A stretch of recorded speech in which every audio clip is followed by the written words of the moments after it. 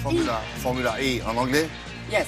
Yes, in French, Parce que Formule E comme électrique. Parce que championnat international organisé par la FIA, donc Formula I. Mais nous, comme on est français, on va dire Formule E. Hein, c'est plus Il y en a simple. beaucoup de courses de Formule E en France? Ben non. Non, il y a un championnat, premier championnat organisé donc par la FIA, la Fédération internationale du sport automobile. Et la particularité de ces courses, en dehors du fait que les monoplaces qui ressemblent à des Formule 1 sont électriques, c'est que les courses se déroulent dans les centres-villes, sur des circuits temporaires. Donc Partout, nous, chaque fois qu'il y a une course de Formule E, c'est c'est plutôt... toujours en ville. Alors nous, on va avoir une course en France, demain, à Paris, autour des Invalides. Je pense qu'on va peut-être voir le tracé. Le plan. Non, on l'avait là. On l'avait là, Bien, on l'avait bien. juste. Le voilà. Alors le championnat se déplace dans le monde entier. Il y a eu l'Asie, l'Amérique latine, les États-Unis. La première ville d'Europe, c'est Paris.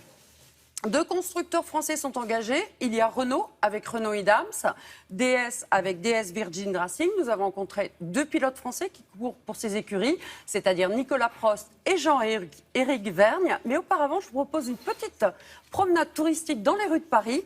À bord d'un... À bord d'une oui Formule E, la DS de Jean-Éric Vergne. Alors, dans les rues de Paris, au milieu de la circulation. Regardez et surtout écoutez.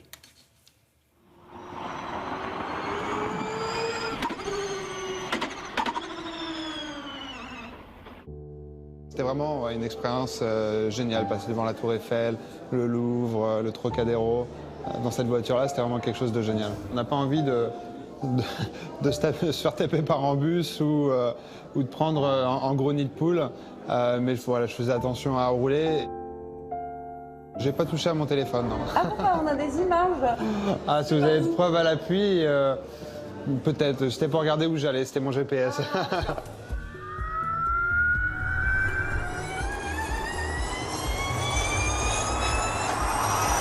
Alors, il y a effectivement des différences en termes de pilotage d'une Formule 1 et une Formule E. Bon, d'une part, le bruit est vraiment la plus grosse des différences. La Formule E ne fait pas de bruit. Une Formule 1 va toujours aller beaucoup plus vite que ces voitures autour d'un circuit. En revanche, avec le moteur électrique, on a beaucoup de couple. C'est-à-dire que dès qu'on ressort des virages, on sent vraiment la puissance de l'électrique. La voiture électrique est aujourd'hui plus lourde parce qu'on embarque 400 kg de batterie sur une Formule E. Et après, il y a les caractéristiques de la Formule E en elle-même, puisqu'on a un pneu unique, c'est-à-dire un pneu qui fait aussi bien le sec que le mouillé. Ça, c'était clairement dans l'esprit du championnat pour ne pas user trop de pneus et surtout ne pas en transporter trop.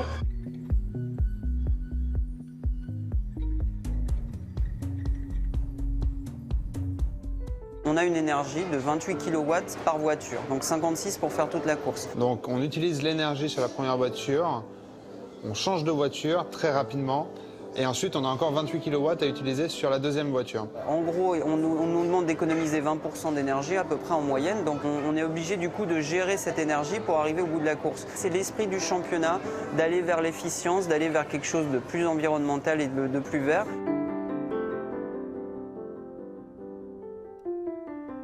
Alors on fait du simulateur, je pense que toutes les équipes aujourd'hui en font. Moi je pense que c'est un outil indispensable. C'est très bien pour apprendre un circuit, ça peut être très bien pour s'entraîner à certaines choses. C'est sûr que conduire en ville, c'est toujours plus compliqué. Il y a 2 facteurs. Le premier, c'est que voilà, il y a des murs et après, il y a les revêtements. On a plaques de béton, bouche d'égout, raccord de bitume, donc c'est assez hostile comme environnement. Courir dans Paris, c'est exceptionnel. Paris autour des Invalides, c'est absolument fantastique. Donc c'est sûr qu'on a une vraie envie de bien faire quand on arrive ici.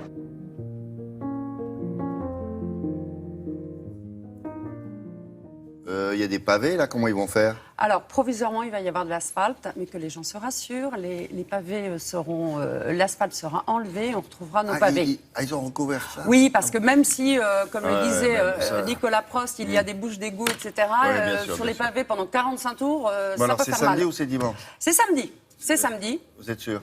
Ah oui. Ouais. Bon.